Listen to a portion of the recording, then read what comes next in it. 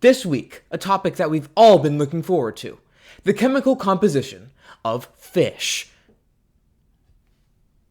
Wait a minute. Oh no. Breaking news, everybody. The person responsible for discovering the Doppler effect, Christian Doppler, has recently been found dead in March of 1853. His body was found in Venice, Italy at the ripe age of 49 years old. This is surely a devastating loss for the science community last century. I cannot even begin to imagine what his family must have gone through. But that begs the question, what really did Christian Doppler discover? Or in other terms, what really is the Doppler effect? Stay tuned. The Doppler effect, again discovered by Christian Doppler, can be defined in simple terms as the change in frequency of a wave, typically in the form of light or sound, relative to both the source and the observer's locations. Think of it like this.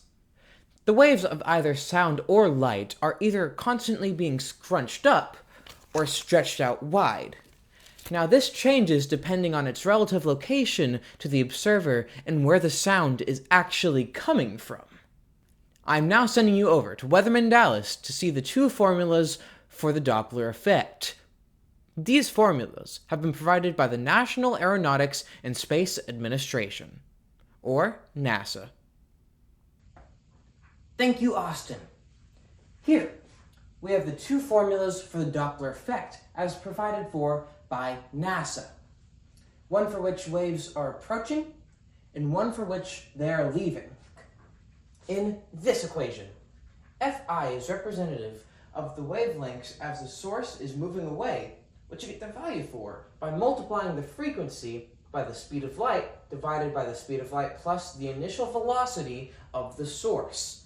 This typically provides a lower pitch, which means the frequency of the wavelength that is leaving is less than that of the actual frequency of the wave.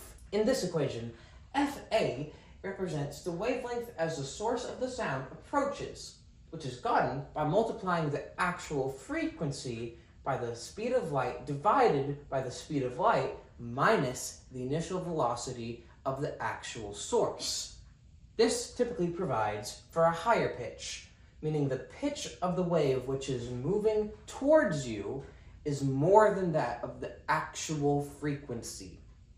Thank you, Dallas. Now that we've gone over that, we can get back to the main story of today: the chemical composition of a fish. Oh, wait.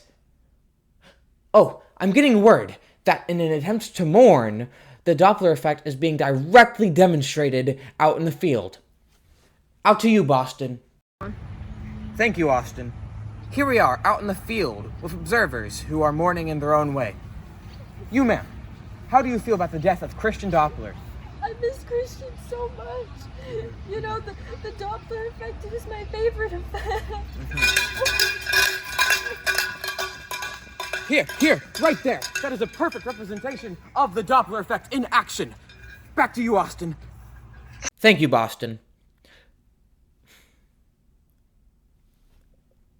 I'm getting word from our producers that we should probably just change the theme of the episode to the Doppler effect rather than the chemical composition of fish.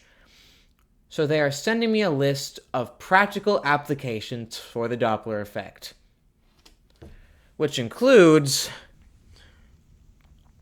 audio equipment, velocity profile measurement, radar, medical equipment, military use, aerospace navigation, astronomy, and automobile speed measurement.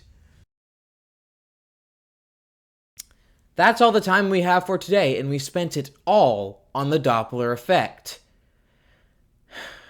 Thanks for tuning in to BBN News, and tune in again next week so we can finally go over the chemical composition of fish. Thank you, and good night.